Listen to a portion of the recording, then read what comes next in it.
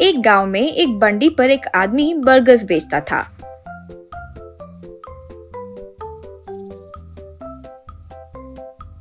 उसका नाम था चौहान। चौहान की पत्नी और शुभम नाम का एक बेटा था। चौहान अपने बंडी पर अलग अलग किस्म के बर्गर्स बनाता था। Chicken burger, mutton burger, veg burger, ऐसे कई प्रकार के। वो बर्गर्स बनाता और उसकी पत्नी आए लोगों को वो परोसते हुए उसकी मदद करती थी।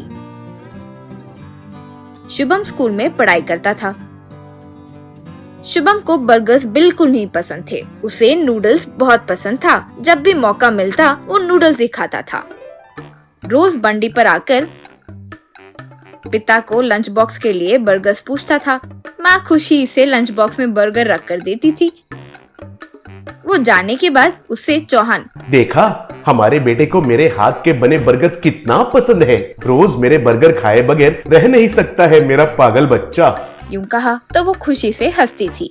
लेकिन स्कूल के पास लंच टाइम में शुभम बाकी बच्चों के साथ, तुम में से जो भी नूडल्स लेकर आया है उसी को ये बर्गर दूंगा, यूं कहा तो कोई बच्चा उसे अपना नूडल्स देकर उससे बर्गर लेकर खाता था। शुभम वो नूडल्स खाते हुए, कल किसको बर्गर चाहिए अभी बता दो, यूं कहा।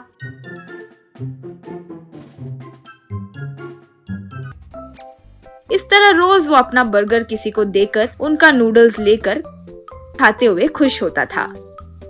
कुछ दिनों में उस गांव में चौहान के सामने ही 2 और बर्गर्स के बंडी आने से उसका गिराकी कम हो गया। इससे चौहान, उसकी पत्नी दुखी होने लगे। एक दिन तो एक भी इंसान आकर बर्गर खरीद कर नहीं खाया। इससे बंडी पर वे बर्गर्स ऐसे ही रह गए। वो देखकर चौहान और उसकी पत्नी बहुत ज्यादा दुखी हुए। उस रात दोनों घर पर खाना भी नहीं खा सके और दुखी थे। उस पर गौर करते हुए शुभम, क्या हुआ, यूं पूछा। माँ, क्या कहूँ बेटा, इतने समय हम बर्गर्स बेचकर ऐसे तैसे जीते थे। अब हमारा मुकाबला करते हुए कई लोग आ गए हैं। आज तो एक भी बर्गर नहीं बिका। अब हमें कुछ मजदूरी का काम करके पेट भरना होगा बेटा, यूं बोली। वो बातें सुनकर शुभम दुखी हुआ। दोनों उस दिन से मजदूरी करने लगे।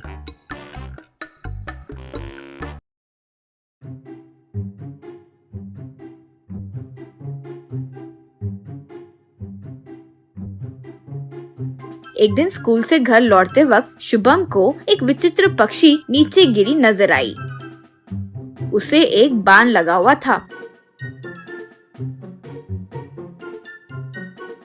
शुभम तुरंत उसे घर लाकर बाण निकालकर उसकी चिकित्सा किया। माँ को उसके बारे में बताया। रोज उसे अच्छा खाना खिलाते हुए अच्छे से उसकी देखभाल करने लगा। एक दिन वो पूरी तरह ठीक हो गई। वो पक्षी घर में सबके साथ अच्छे से मिलजुल कर रहने लगी।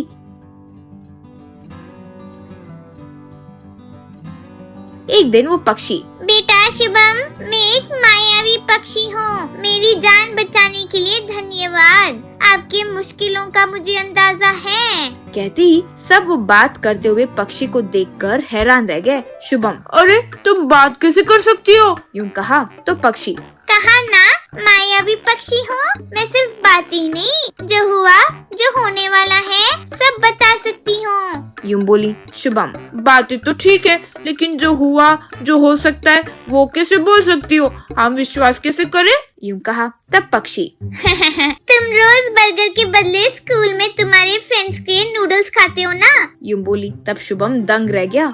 चौहान, अरे बाप रे, मैं तो ये सोचा कि इसे मेरे हाथ के बर्गर्स बहुत पसंद है, तो ये है बात, यूं कहा। तब पक्षी, चौहान, तुम में भी कुछ बदलाव आने चाहिए। जरूरत के साथ तुम्हारे बर्गर में स्वाद बदलना होगा। इस बार तुम्हारे बर्गर्स में नूडल्स मिलाकर देखो, तुम्हारा व्यापार जरूर आगे बढ़ेगा, ये मुझे दिख रहा है। अब से तुम जो बर्गर्स बनाओगे वो मेरे माया से बहुत स्वादिष्ट हो जाएंगे। ठीक है, मैं निकलती हूँ, कहकर वहाँ से चली गई। अगले दिन चौहान बंडी पर बर्गर, चिकन, नूडल्स बनाने लगा। पहले वो बर्गर को चीज में अच्छे से डालकर, उसमें कई प्रकार के टुकड़े सब डालकर, पके हुए नूडल्स उसमें डालकर तैयार किया। उन्हें शुभम और उसकी माँ आने वाले लोगों को परोसे। वो स्वाद लोगों को खूब पसंद आया। बस कम समय में ही उसका नाम मशहूर हुआ और अच्छे पैसे आने लगे। वे नूडल्स से अलग अलग प्रकार के बर्गर्स बनाकर खुशी से जीने लगे। चौहान: सबको नमस्कार। आशा करते हैं कि ये वीडियो आपको पसंद आया है। प्लीज लाइक कीजिए, शेयर कीजिए और कमेंट भी कीजिए। आपने कभी बर्गर चिकन नूडल्स खाया है क्या? और खाते वक्त ये वीडियो किसने देखे हैं ये जरूर बताइए। धन्यवाद।